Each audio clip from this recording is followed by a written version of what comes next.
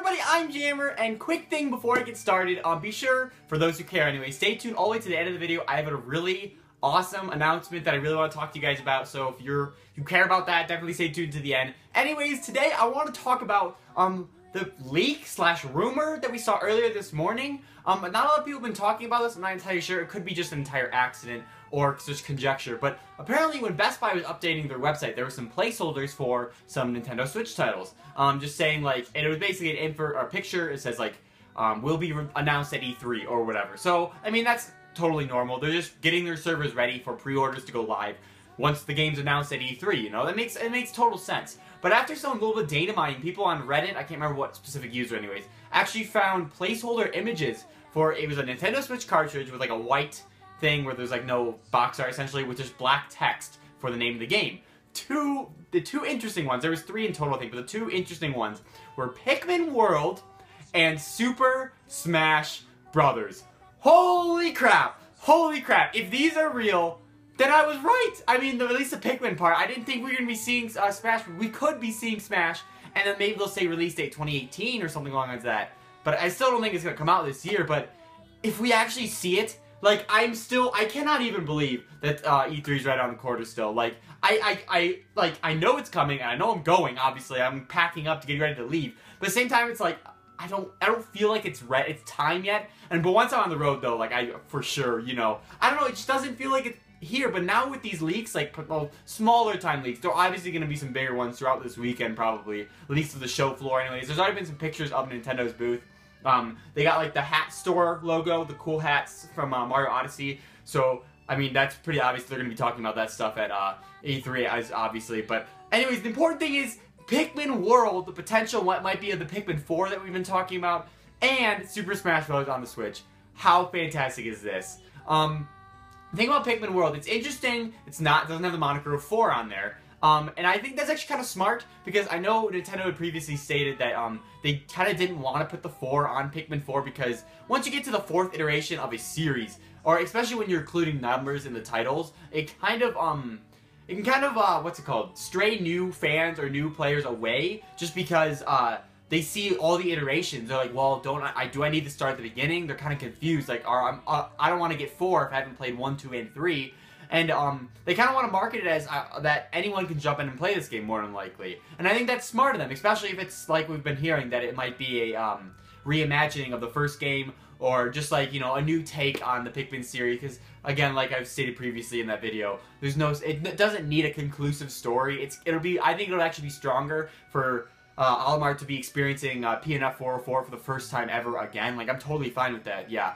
So that's what Pikmin World could be. And the interesting thing is about why they named it Pikmin World. So, like, when you think of, like, when it says Pikmin World, or, like, Super Mario World, like, Super Nintendo World, for example, you could think maybe theme park, but that doesn't sound right for Pikmin World. But it could mean, I think, but the idea of just the word world is the fact, it's just something really expansive and big.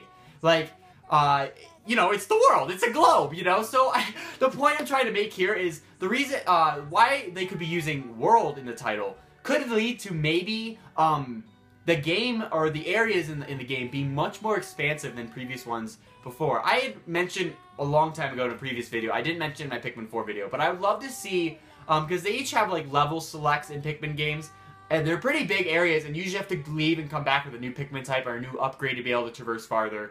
But what I've always wanted to maybe see and experiment with is, what if they made one entirely interconnected world? So you could travel between all areas, but you could fly and set what's called home camp or whatever, base camp, there it is, and then you can fly at certain destinations and start in that area. And then, for example, if you are just like in the normal Pikmin series, if you don't go to a specific area long enough, or after X amount of days, the enemy types will start respawning there. So you can't obviously just obliterate the entire world, you know, if it was all one conjoined area, and then, you know, you're just free to roam wherever you go. Like, I would expect that, you know, the enemies will come back after, like, a day or two of not going to the area enough, or maybe just, like, if the area's been empty too long or something like that. They're good. I mean, that's just, like, an idea on my end. I mean, who knows? This could be entirely just conjecture. Like, it might lead to that idea just because the idea of worlds, I think it'd be awesome to be able to, like, it'd make the game feel a lot more immersive, I guess, because then you can, like, travel throughout this whole area. I mean, the whole level select of the ship flying to certain places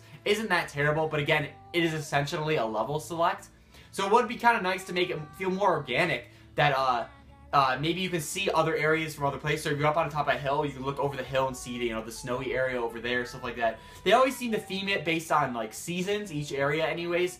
And I mean, I guess that can be kind of a conflict, I guess you could say, like, because a snow season next to like a summer season. I don't know, there's a way to work around it, obviously, and like blend them easily. I mean, look at Breath of the Wild. They got the snowy areas and the grassy areas and the desert areas. Granted, there's big long areas of stretches to like really blend those two environments. And here it might be a little bit smaller, but I don't know, I think it's doable, and I think it'd be a really interesting way to do it. If you want to hear more about my thoughts about a Pikmin 4, what else I could do, I'll link the Pikmin predictions video in the description. Still can't believe that, like, even though I predicted saying that we're probably going to see Pikmin 4 here, I still can't believe I was right, or hopefully, potentially right, I don't know. So let's talk about Smash. Like I said in my Smash video, I didn't think we were going to see it this year at the E3. Just because, especially now with Pokken, because now they have ARMS and Pokken coming out in the fall. Or maybe it was end of summer, yeah. And if they release Smash 2 this year, it would totally cannibalize both those fighting games. Because now they have 2 fighting games on the Switch, not even including third-party stuff like Street Fighter 2 and whatnot. But still, 2 first-party fighting games right off the bat.